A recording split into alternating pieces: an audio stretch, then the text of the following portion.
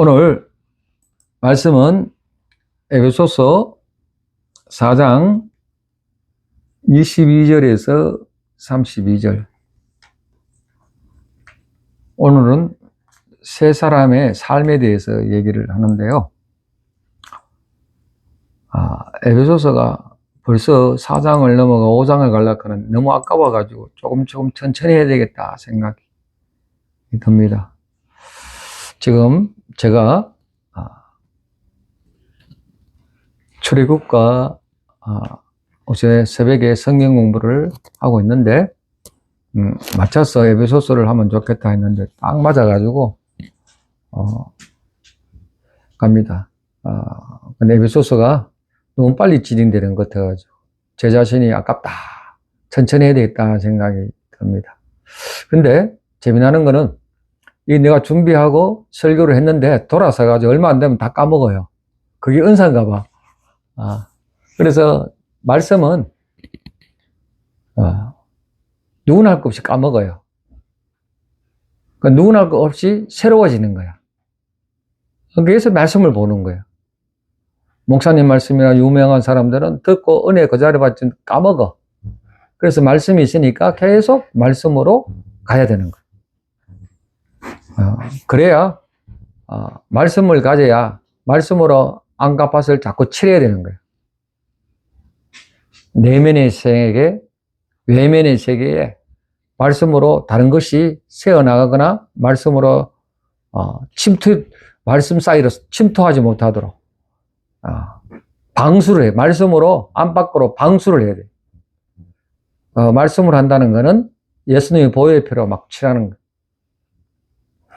그 노아 방주 갈대 상자를 만들고 그 속에 고페를 역청을 칠하는 말은 그 메타포가 예수님의 보혈로 말씀으로 칠하는 말, 안팎끝으로 굉장히 중요합니다.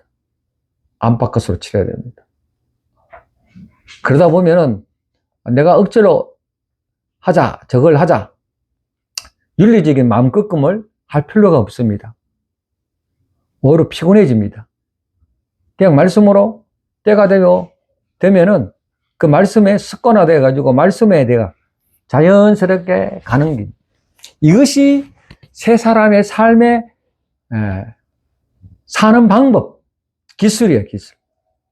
우린 그걸 때까지 몰랐어요.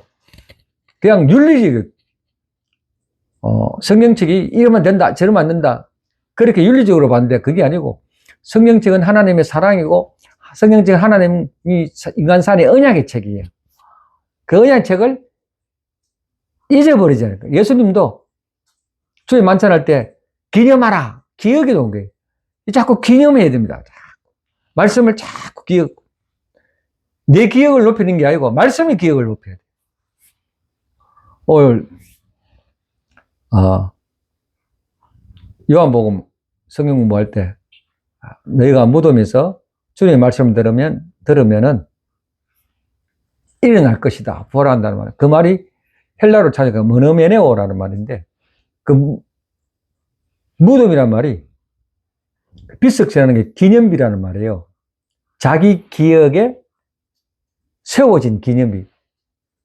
자기의 세계, 자기의 가치, 자기의 업적을 세워온 게 무덤의 비석이. 그러나 주의 말씀을 들을 때 그게 깨어난다는 거예요. 그것이 무덤에서 잠자는 자가 깨어난다는 말이에요. 말씀을 들을 때 깨어나는 거예요. 말씀을 들을 때 내가 새 사람이구나 라는 걸 인식하게 되는 거예요.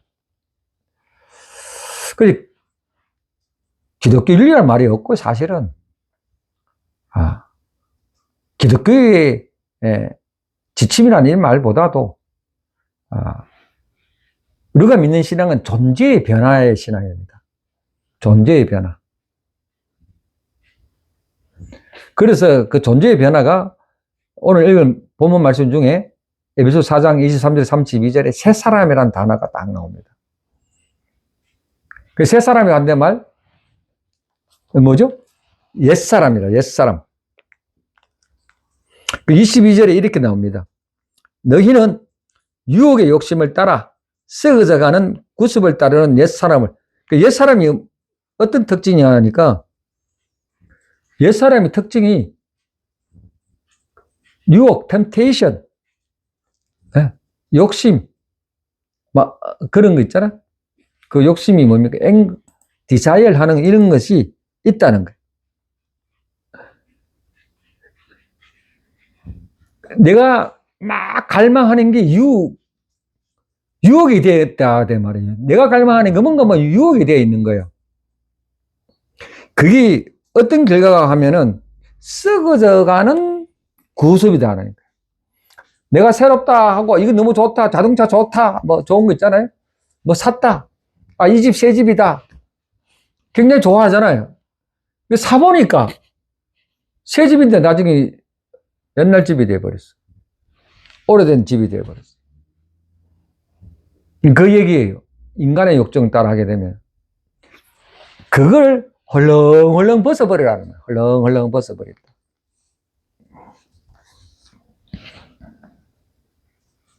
이렇게 말씀에 선포적으로 했는데 저는 이거를 선포적인 말을 내가 참 이걸 받아들이고 메이크 디시전 결정하고 이렇게 간다 안 돼. 그래서 가만히 저는 설교나 성경 교사 가르치는 방법이 원리가 이겁니다. 자꾸 삿대질 하지 마라, 뭐 하지 마라, 뭐라 그렇게 해서는 안 되겠다 하는 거예요. 성경에도 채권과 당근이 있어요. 두 개 다. 그래서 저는 어디를 강조하냐면 그 당근, 소위 말해 은혜를 많이 강조해요. 그 다른 말로 하면 햇볕정치가 뭡니까? 여름에 옷을 벗기는 바람에 선풍기로 벗기십니까? 안 벗기지잖아요. 더 이렇게 하지. 그러면 뭐냐, 햇빛을 따뜻 막 내리쬐으면은 옷을 벗지 말라 해도 막 우통 다 벗어요. 제 말씀을 선포하고 성경 가르치는 방법은 하나님의 은혜를 많이 쪼는 거, 빛을 많이 쪼는 방법. 그러면은 옛사람이 헐렁헐렁 벗겨버립니다. 아멘. 그 원리입니다. 사람은 장점보다 단점이 더 많은 게 사람이에요. 그게 아니면 사람이 아니죠. 단점을 계속 지적하면 안 된다는 거예요. 오히려 그걸 보일러표로 덮어씌우는 은혜 얘기를 막. 이게 하나님 사랑하는 테크닉입니다. 방법입니다. 그걸 많이 사용하세요. 커가는 아이를 자꾸 무력해봐야 키만 작아지고 스트레스만 받아요.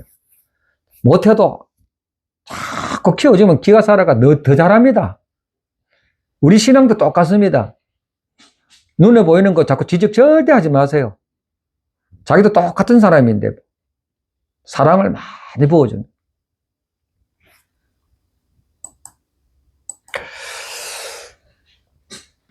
왜 새 사람이 필요한가? 왜 새 사람을 필요한가? 아주 왕이 되기 전에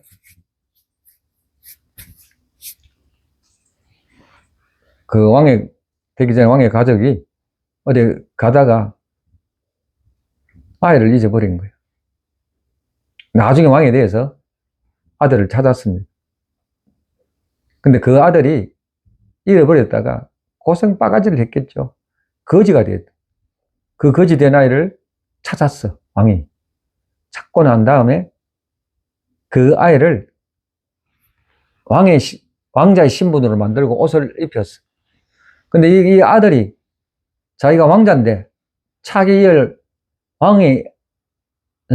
이들 왕의 계승자 아들인데, 그런데 벌써 전 왕의 신분에 아들을 하지 않고 그 아들이 그 거짓 신분의 깡통을 계속 들고 밥을 얻어먹고 다닌다면 어떻게 되겠습니까? 동전을 돌라고 한 푼 돌라고 그러면 어떻게 되겠습니까? 이것이 옛사람이라는 거야. 우리가 예수 믿기 전에 교회 다녀도 예수님을 정확히 영접하기 전에 그 옛 습관이 계속 있는데 어느 날 주님을 진짜로 영접했어. 진짜 예수님의 보혈을 체험하게 됐어. 십자가를 체험하게 됐는데 마음은 완전히 바뀌어버렸어. 새 영이 와버렸어. 그런데 우리가 겉에 보여진 옛날의 모습은 계속해서 행동이 옛날 것과 똑같아. 그럴 수 있습니다. 못 배웠으니까. 영적인 원리를 못 배워요. 그거를 옛 사람을 성경은 벗어버리고 이제 내가 새 영이 왔으니 새 사람이다. 그 얘기를 말합니다. 그러면서 23절에 이렇게 말합니다. 오직 너희 심령이 새롭게 되어. 심령. 심령이 뭘까? 직역하면은 너 마음의 지성의 영이라는 말입니다. 마음에. 심령에 당신의 마음 속에 있는 인격과 사상, 그 유전자가 바뀌어야 된다. 새롭게 된다는 말은 그래 됩니다. 이 새롭게 된다는 말이 내 힘으로 만들어지는 게 아니라는 거예요. 이 단어 자체가요. 이런 건 헬라어로 좀 봐야 되는데, 아나네우스디아이. 이 말이 뭐냐 하면은 헬라어로 보니까 능동적인 말인데 수동태야. 새롭게 되어라는 말은 내가 스스로 새롭게 만드는 게 아니고 성령에 의해서 지속적으로 새롭게 되어가는 과정을 말하는 거예요. 착각하지 마세요. 내가 새롭게 될 수가 없어. 한글 번역은 그렇게 되어 있는데 헬라 본문을 보니까 수동태야. 이거 기가 찬 말입니다, 이거. 내가 될 수가 없어요. 제가 이걸 계속, 근데, 심령이라는 말입니까? 그게 영과 마음의 심자하고 결합된 상태예요, 지금. 영이라는 거는, 계속 히브리어로 찾고 헬라어를 찾고 보니까 히브리어로 와라 그러고 헬라어는 푼누마라 그러는데 똑같은 말함이야. 바람, 호흡, 생기, 숨결, 뭐 이렇게 나오는 원어의 본문이야. 다른 걸 말해서 과학적으로 에너지와 생명의 원동력을 가리키는 걸 말이야. 인간의 살아서 움직이게 하는 근원적인 힘이 혼이 아니고 영이라는 거야. 영. 그 영이 마음밭에 있어야 돼. 마음밭에. 그래서 창세기 2장 7절에 이렇게 말합니다. 여호와 하나님이 땅의 흙으로 사람을 짓고 생기를 불어넣었다. 아주 굉장히 큰 메타 은유예요. 하나님이 눈에 보이는 걸 가지고 살아 숨쉬게 불어넣었다는 거예요. 이 불어넣은 게 그 당시 어떤 사람 선악과 먹기 전에 얘기해요. 불어넣었다는 말은 하나님과 호흡, 하나님과 대화를 할 수 있으면 그 영이 그렇게 되어버렸어요. 그러나 아담과 이브의 선악과를 따먹고 죽는다 하는 말이 뭐냐면은 영이 죽는 게 아니고요. 영은 안 죽어요. 하나님과 호흡하는, 교통하는 그 영이 단절되어 버렸다는 거예요. 잘 알아야 됩니다. 영은 안 죽어요. 하나님과 교통하는 게 단절됐다는 걸 죽었다고 성경은 표현합니다. 내가 이걸 보면 정령 죽으리라 할 때 안 죽었잖아, 사람은. 교통하는 것과 단절됐다. 이 얘기를 말하는 겁니다. 우리의 영이, 옛사람이 단절되어 버린 상태. 새 사람이란 말은 그 영이 이제는 그 단절된 것이 예수 그리스도의 보혈의 피에 의해서 소통하게 됐다. 이런 말입니다. 이 영은요, 인간이 스스로는 못 만들어내요. 하나님이 직접 만들어낸 거. 어머님이 우리 아기를 뵀는데 그 육체가 안에 살아다 나오면은 그 영이, 그 태초부터 영이 하나님에 의해서 지원받게 됐단 말이에요. 놀라운, 이거는 우리 인간이 피를 지금도 못 만들어낸대요. 이 핏줄을. 과학적으로 안 되는 거예요, 이게. 할 수가 없어, 할 수가 없어. 그 영이라는 건 인간 스스로, 혼이라는 게 뭐냐? 지성, 생각, 내핏이라고 하는 거냐? 이거하고 또 다른 차원이야. 마음을 생각하고 판단하고, 이건 지성적 차원이야, 마음이. 그 영은 본질적인, 이 뭐 통틀의 본질적을 말하는 거예요. 제가 여러분 한번 묻겠습니다. 그럼 그 영이 어디에 있습니까? 물어보게요. 영이 어디 있어요? 그 영이라는 것은 물리적 공간을 차지하는 물질이 아닙니다. 절대 아닙니다, 영은. 우리가 성경을 하고 우리가 예수 믿는데 이 기본적인 걸 알아야 돼요. 기본적인 거는. 물질적인 게 아니에요, 물질적인 게. 다만 이 성경적인 관점에서 영이 표현할 때 내면 중심에 거한다고 표현합니다. 그리고 이 영은 마음과 굉장히 긴밀하게 연결되어 있다고 성경은 그렇게 말하고 있습니다. 즉, 심령이라는 말은 마음의 영이란 말, 마음의 영. 영적인 상태의 마음을 말하는 거예요.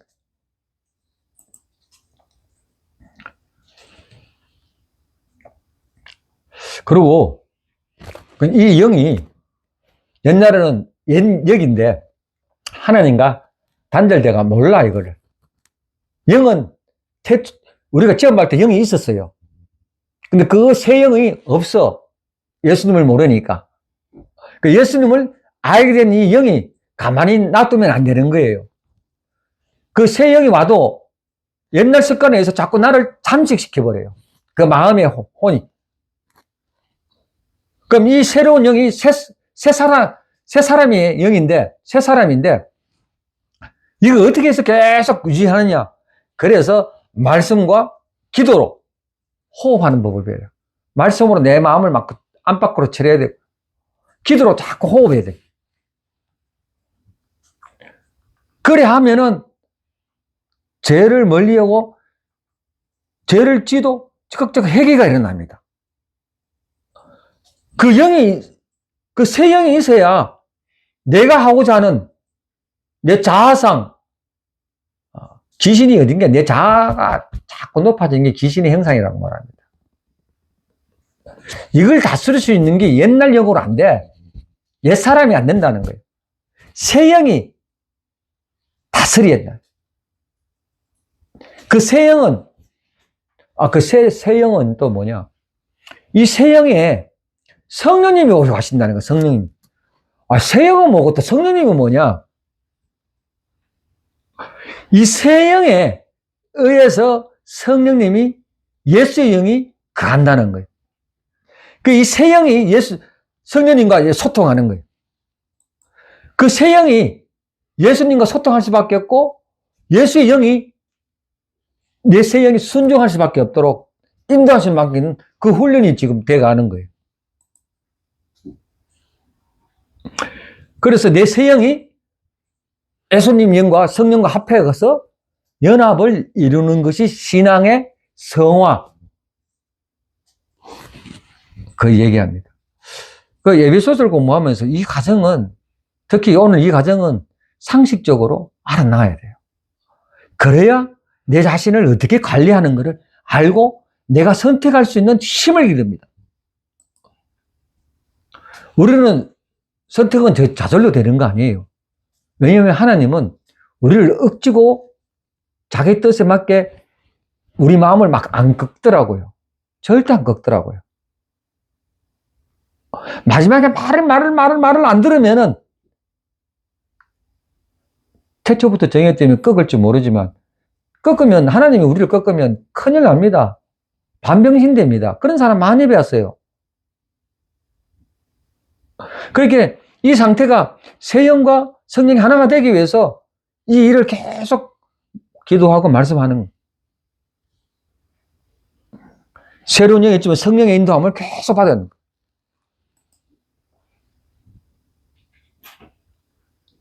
거예요. 그러니까 24절 다 같이 한번 읽어봅시다. 시작. 하나님을 따라 의와 진리의 거룩함으로 지었음을 받은 새 사람을 입으라. 새 사람이 뭐예요? 의와 진리로, 진리의 거룩함으로 지으신 분이 새 사람, 이게 재창조란 말입니다. 우리가 하나님에 의해서 재창조되었다 이 말입니다. 새 사람이라는 것은 살짝 변한 게 아니고 질적으로 근본적으로 변화된 상태라고 말합니다.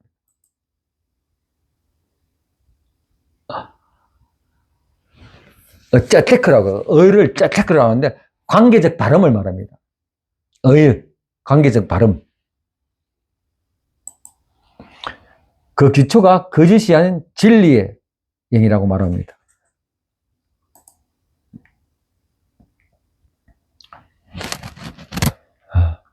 그래서 세 사람의 컨트롤 타워가 뭐냐 하면은 성령으로 새로워진 영을 세 사람의 컨트롤 타워입니다. 그럼 여러분 한번 묻겠습니다. 새 영이 오면이죠. 에스겔서 36장 6절에 이런 말이 나옵니다. 26절에 이런 말이 나옵니다. 에스겔서 36장 26절에 이런 말합니다. 새 영을 너희 속에 두고라는 말입니다. 아주 특이한 말입니다. 새로운 영을 너희 속에 두고라는 말이 납니다. 예수 믿는 사람은 새 영이거든요. 그럼 옛날 영이 있어. 그러면 새 영이 오면 옛날 영은 사라집니까? 옛날 영은 사라져요? 새 영이 오면은 옛날 영은 어디든가 사라지거나 증발해서 소멸되거나 내가 전혀 다른 제3의 존재로 바뀌는 겁니까? 질문해 볼 필요가 있어요. 성경이 말하는 영의 변화는 교체되는 게 아닙니다. 싹 교체되는 게 아닙니다. 성령으로 인한 존재의 거듭남과 갱신을 말합니다. 말해서 옛날 영은 초장에 얘기했지만은 하나님과 교통할 수 있는 그 영이 발달이 없어요. 새 영이라는 것은 죽었던 막혔던 것이 갱신되고 거듭났다는 말입니다. 뭔가 딱 막혔는데 이제 하나님과 교통하는 게 열렸다 이 말입니다. 그 죽었던 기능이 살아났다 이 말입니다. 그래서 에베소서 2장 1절에 이렇게 말합니다. 허물과 죄로 죽었던 너희들이라고 말합니다. 허물과 죄로 죽어서 옛날 예수 믿기 전에 이 말은 물리적으로 멸절되었다는 말이 아니고 이제 영이 새로운 영이 옴으로써 그게 터졌다. 통로가 열렸다 이 말입니다. 마비되었던 영이 다시 살려났다는 겁니다. 소멸이 아닙니다. 성령의 호흡으로 인해 내 영이 마침내 눈을 떴다는 말입니다. 그 영은 이게 분명해야 됩니다. 그래서 그 새 영은 성령과 지배 세력이 완전히 바뀌었다는 것. 우리가 갖고 있는 영은 그대로 존속되고 새롭게 채워졌다. 이 말입니다. 여기 무슨 말이냐면 내가 뭐라고 얘기를 하면 컴퓨터 있잖아요. 컴퓨터를 사면은 그때 거를 하드웨어라고 그래요. 그 안에 OS 프로그램 돌리는 게 윈도우 이런 거 있잖아요. 윈도우 7, XP 여러 가지 종류. 거기 하드웨어는 가만히 있는데 새로운 프로그램으로 깔아졌는 거. 그 기본 프로그램에 버전업이 자꾸 된 거예요. 제가 삼성 갤럭시 폰을 사는데, 갤럭시 폰이 하드웨어는 있는데, 20도 나오고, 21 나오고, 23 나오고. 그게 하드웨어는 있는데, 새로운 스마트폰 사면은 기본은 그대로 돼 있어, 기초는. 새로운 프로그램이 자꾸 깔아진 거예요.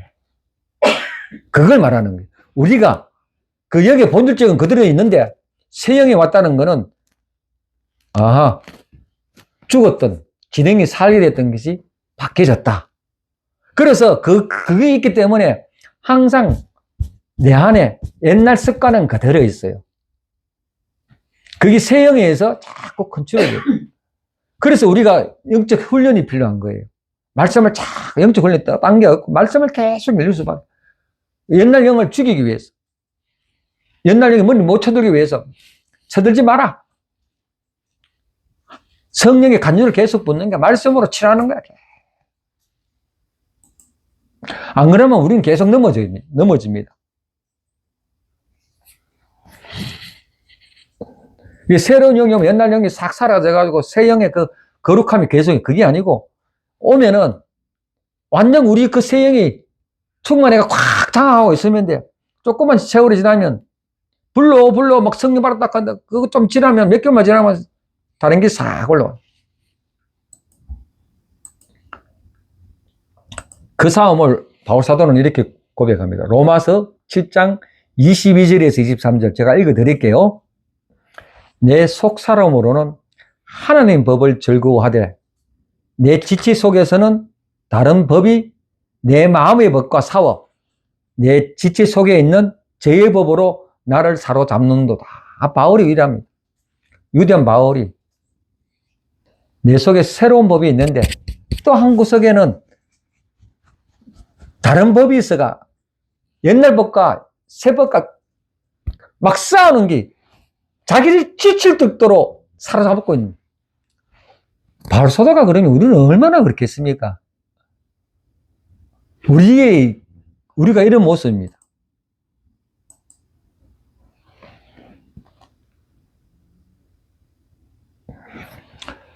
좀 정리하자면은,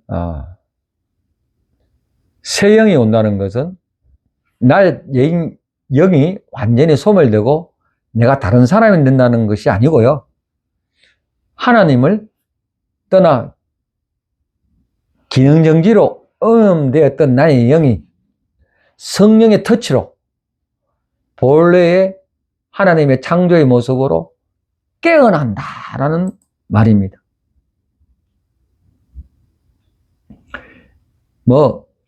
이렇게 제가 말한 게 아니에요. 우리 개신교가 넘어왔던 이 전통의 영입니다. 존 칼비나 헤르만 바베쿠나 존 파이프나 웨인 그러더면 이런 사람들이 이런 얘기를 쫙 한 거예요. 여기 이 사람들의 공통적인 언어가 소멸이 아니고 회복이다. 연속성의 불연속시다.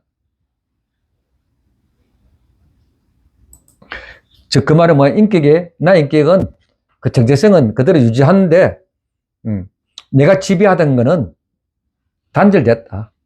옛 사람은 단절되는 상태. 그러면서 25절에서 27절에 이렇게 말합니다. 신분이 바뀌었다면 새 사람이 너가 새 영에 돌아왔다면 이렇게 삶을 살아야 된다. 그러니까 내 옷을 벗어야 될 이유를 말하고 있습니다. 한번 볼까요? 25절, 27절 제가 한번 읽어볼까요? 다 같이 한번 읽어봅시다. 시작.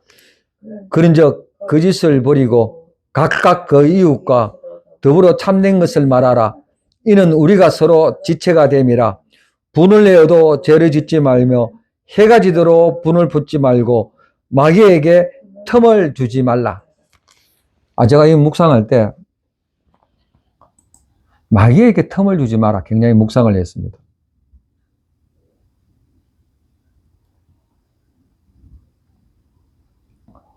그 25절 보면은 거짓을 버리고 진실함을 입어줘라 말하잖아요. 거짓을 버리고 참된 것을 말하라 이렇게 말합니다.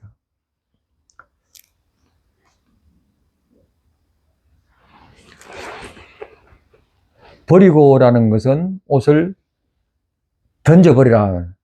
옛사람에 들어쓴 옷을 던져버리라. 참된 것에는 신실하고 변화는 없다는 말을 하는데요. 같이 신실하게 같이 잘 사귀다가 동료로 친절하게 지내다가 그런데 조그만 변명 아닌 변명에 거짓이 들어간 변명을 하니까 그때부터 신뢰가 깨어지더라고요. 조그만 건데 특히 가장 친한 사람끼리 이 부분을 지나가서도 솔직하게 얘기하는 게 좋아요. 그래야 신뢰 회복이 되더라고요. 우리 아내는 내가 했는 말, 남편 했는 말 다 여자들은 특히 다 기억하고 있더라고요. 그 하나 딱 잘못되니까 그걸 끝까지 두고 10년이라도 똑같은 얘기를 하더라고요. 내가 이걸 묵상 못했구나. 바로 내가 이렇게 했기 때문에 이렇게 정확하게 얘기를 해줘야 돼. 그래야 신뢰 회복이 가능하더라고요. 네, 중요한 겁니다.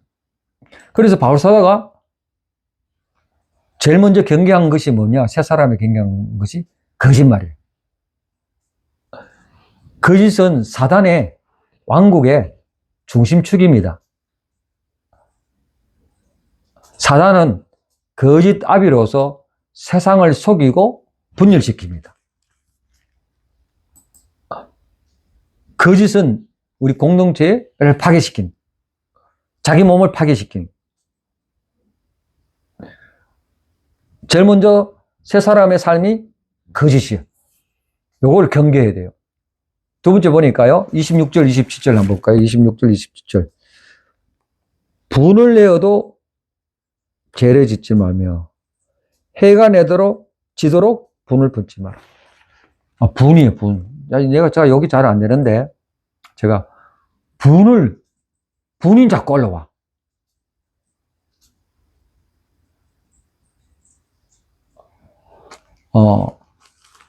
감정이 자체가 컨트롤 안 된 상태가 분이 올라오는 거예요. 그 분이 올라오면은 이 길로 가고자 하는 것을 못 가고 옆으로 싹 빠지잖아요. 본래의 얘기를 못 끄집어내, 분을 내면. 확 올라오면. 조급한 사람이 확 올라오죠. 본래 이 얘기도 못 해. 그리고 그 분을 하루 종일 갖고 있으면은 현장에 있어서 그 분이 하루를 넘어가잖아요. 근데 성경은 하루를 넘지 마라 그러네. 참 안 된다고. 현장에서 삶 속에서 나를 힘들게 하고 상처를 입히면 그 분이 올라와. 왜 내 속사람에 그거를 터치하잖아요, 자꾸. 옛날에 있는 상처가 있는데 그 분이 오면 더 곱하기 배로 올라와.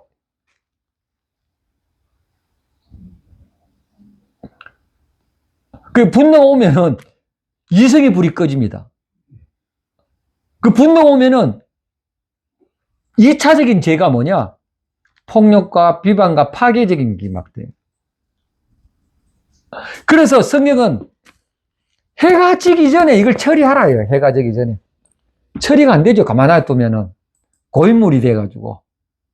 여러분, 고인물 되면 안 됩니다. 우리 마음에 셈이 있어요. 셈이 있어가지고 고인물 가지면 안 돼. 성령의 물, 말씀의 물은 안 고여요. 자꾸 흘러가요. 그 말씀의 물은 나를 넘어서가 가는데 고인물은 부는 쌓여져 가. 그럼 뭐로 씻어야 되나? 성령으로, 말씀으로 자꾸 씻어내야 돼. 그 방법이 해가 지기 전에 밤에 여러분 낮이 생산의 시간이라 생각하지만 아니에요. 유대교적 사고방식은 밤에 하나님과 안식하는 시간에 호흡하는 시간이라고 합니다. 히브리적 단어를 보면 아주 재밌는 말이에요. 밤에 하나님과 거하는 게 밤 시간이라 그래요. 밤을 잘 지내요, 밤을. 이 밤에 해가 지기 전에 분을 삼켜야 돼요. 이 시간을 잡아야 돼요. 아멘? 요걸 이기는 방법입니다. 이걸 이기는 방법. 어떠한 걸음을 걸으면서 찬송을 하던, 월십 댄스를 추던 이 방법을 가져야 돼요. 고인물을 갖지 말아야 돼요.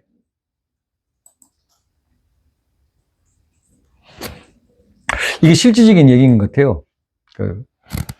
레오나르도 다빈치가 예수님이 상을 이렇게 누구를 찍을까 했는데 어떤 길 가다 거룩한 청년을 만났는데 너무 맑고 좋았어요. 그 사람을 예수님 상으로 그렸대요. 수년이 지나서 레오나르도 다빈치가 가룟 유다의 모델을 찾으러 나섰는데 거리의 불황자를 찾았대요. 거리의 불황자를 딱 찾았는데 그 그림을 그렸대요.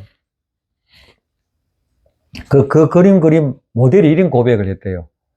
레오나르도 다빈치한테, 선생님, 제가 몇 년 전 당신의 예수의 모델로 그렸던 그 사람입니다.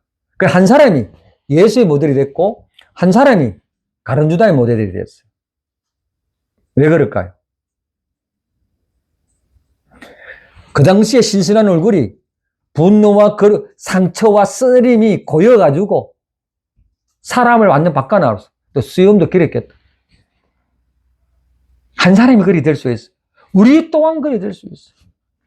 목사인 척, 거룩한 척 설교를 하잖아요. 이게 내가 이 삶을 살지 못하고 이 단상에 벗어나서 그러면 시험도 정결하면 아주 더 추악한 사람이 돼요. 목사가 타락하면 굉장히 추악하잖아요. 한 사람이 입에서 거룩한 말 나오고 썩은 물이 나와요. 인간을 누가 믿겠어요?